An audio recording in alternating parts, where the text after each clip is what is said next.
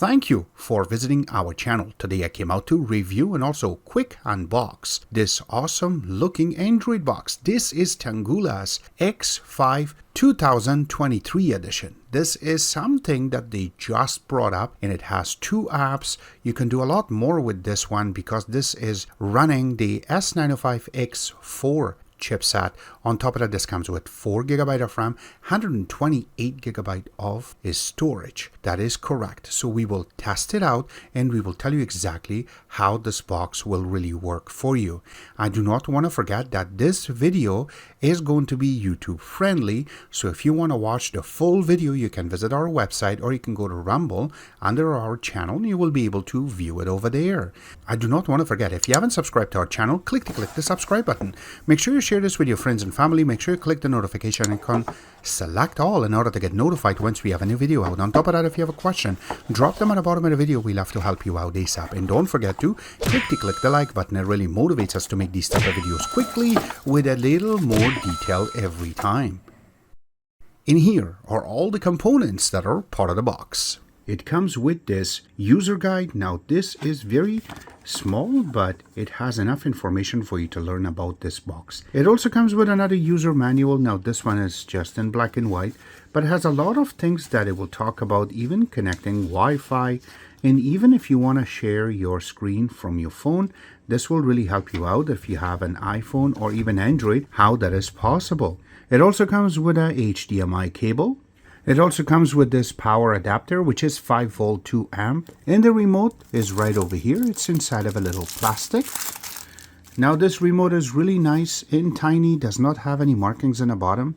And when you look on the top, you have the power, and also you can control this and you can set it up to control your IR TV and the settings on how it's possible.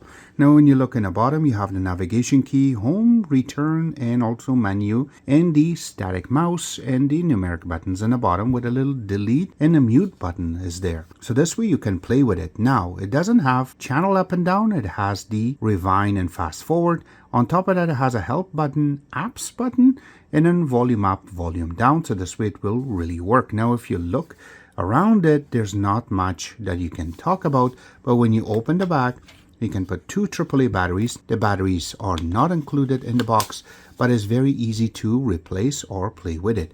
And I really like that little design that they have placed, so that way you can play with the box, but you have to point it to the box in order to use this remote itself. Now the big moment is the actual box. It's sitting inside of a little plastic, so it should not get scratched up or damaged. We will just take it out. Now I know that it has a film on the top. I'm not going to take it out because it looks very slick and I do not want any fingerprint residue on it, but you can see that the design is exactly like the older models, and there is a little film in the front. We will take that out. There you go.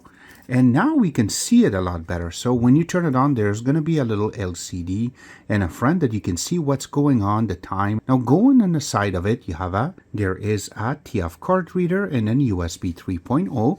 There's a USB 2.0 right in the edge. You can see that.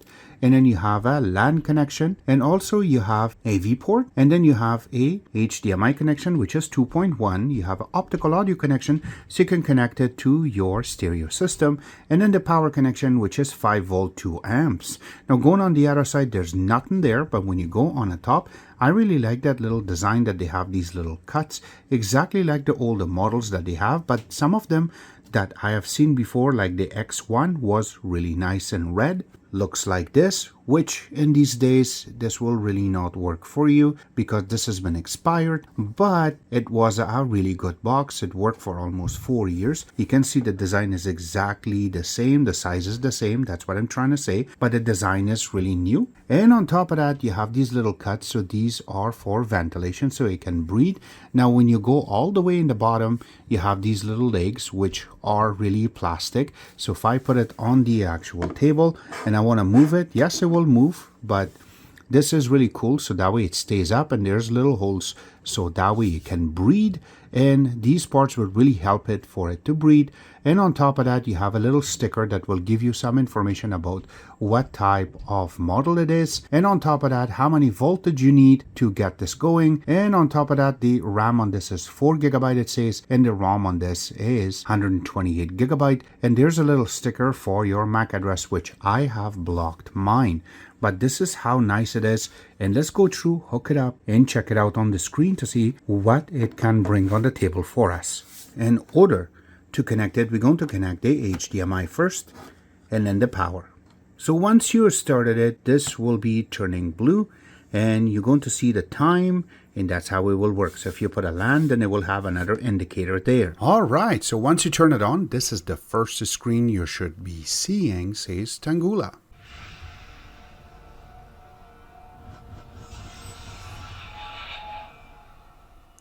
And yes, you will be getting this little animation, and I hope you guys like that little sound. And this is the main screen. So there's no welcome screen or anything. This is what you should see. So I really like how they always kept it very clean and very nice and minimal. Something like Bluetooth is showing on the top, and then you have the little part so you can click on it. So this way any apps that is running in the background will be killed. You also have a date and time is showing on the top. On top of that, you also have the big button for Play Store. This is really cool. And then the YouTube button is on the top. You have files, and then you have all apps. And as you can see, this is the KDMC, which is their version of Kodi. And also going next will be Firefox, is their main browser that they're going to use. You can also change backgrounds, and then settings. So if you go in the bottom, you can add more little shortcuts, but what you can see is their Play Store as a second store they're using is this one, and also they're going to be able to play with something like Prime Video, YouTube, and more. So let's go through one by one and just check it out very quickly. So something like File, when you go to it, yes, anything that you hook up as a little USB micro SD card, this will show up over here so you can play with it. On top of that, you can go to all apps. These are default apps that has been installed. Now I have not installed anything else on it yet because this is the first boot. And on top of that, you can see that you can change wallpaper. Now as a default wallpaper, they have just a few of them. So if you want to switch any of it to something like this, and then when you press back, it's just saving it, and this is the background. I really like that pink background, to be honest. This is the default one, and we will save it to that, so this way we can finish the video. On top of that, when you go to your settings, you're going to see all of the settings that is possible that is there. And when you go to, so you can set up your Wi-Fi, you can sign into your Google Play, and also your device preferences is there too, so you can go to it, and here is able to see what name it is, what Android version they're going to use, and more is all going to be written over here. And now once we totally get out of it, you can see that there's more settings. So, and on top of that, you can add different type of remotes. If you have a Bluetooth remote, this is where you're going to go to connect it, or even if you have a headphones, you can connect it through that. And that's about it. Now if you go down, you can add more icons to this. So something like Disney Plus, press back, it automatically just shows up in the bottom. Perfect. The only thing is that the icon automatically just goes up on the top, and that's it. All right, so here you go. Now we will go through some benchmarking and testing. Number one we're going to launch is going to be YouTube.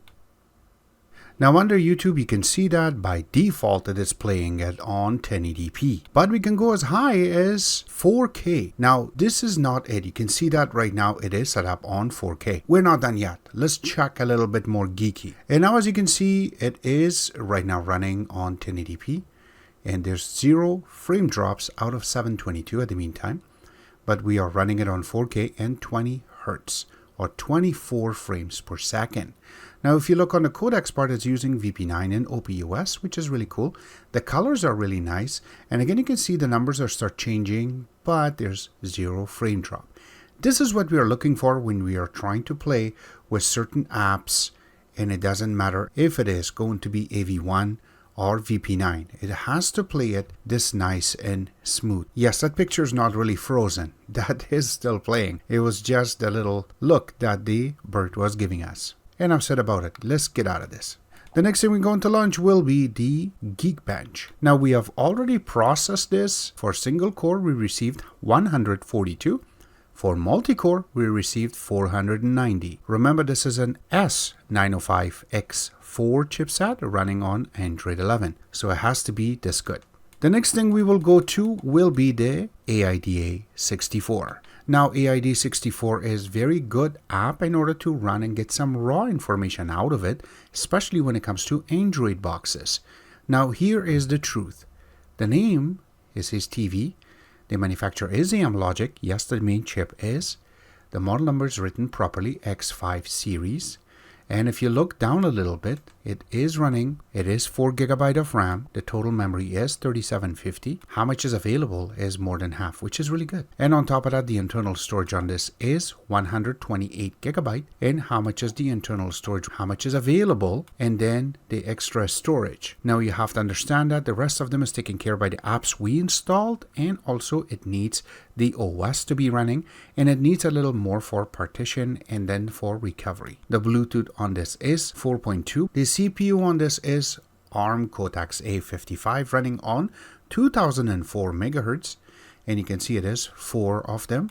Going down, you can see the ones that are running and the ones that are sleeping. And yes, it goes all the way to the top. CPU utilization is roughly about 21% maximum that I have checked it. And on top of that, the scaling governor on this is scheduled, which is really good. Display, the native resolution on this is 1080p, and it is running on 61 dpi.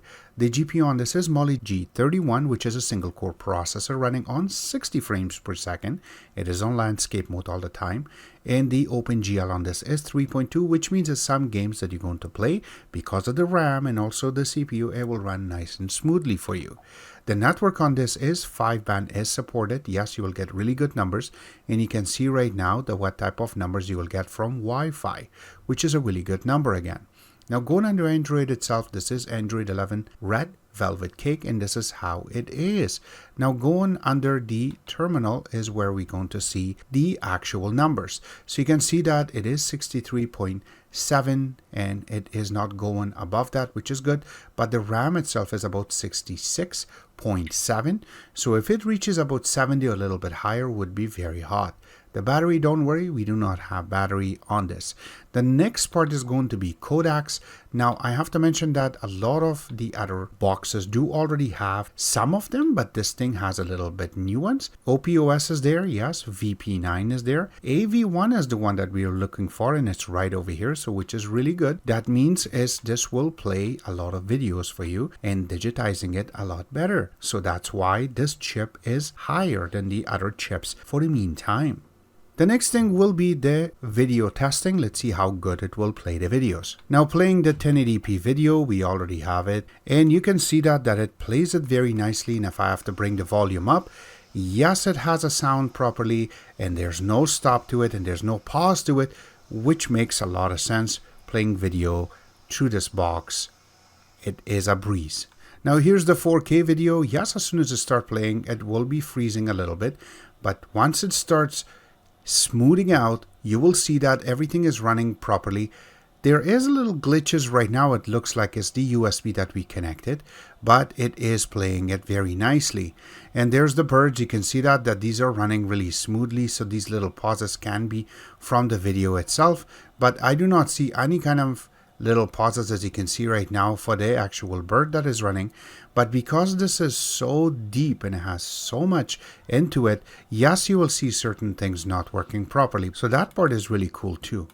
Now I have to mention that because this is going to be on the part for YouTube friendly, we cannot play with something like this app or that app. I have to mention that for this, you do require to use your mouse.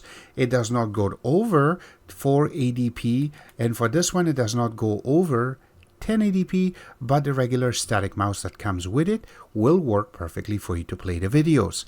Now I have to mention one more thing, is that there are more apps involved in this box which I cannot cover. In this video you have to watch our full review in order to process that part. Now here is the last part, which will be the speed test. Now we have already processed the speed test. Now we tried it with the LAN connection, and we got the first time that we tried, we received 790 for the download and 50.6 for the upload. The best part is that you can see the ups and downs and then start raising up to get the 790, and the idle time is not that bad. Now when we tried it the second time, we got even better, but you can see the arc. It was roughly about 180 and then it started going up to almost 801 when we reached around over here, and it stayed there. So that is a really good sign for the landline. So they have done their homework. And on top of that, for the upload, it was just really steady, and it was exceeding because I have 52 megabits of upload. I was going over it, and my idle time even went down. Now when we tried it with 5G network, here's the number that I've received.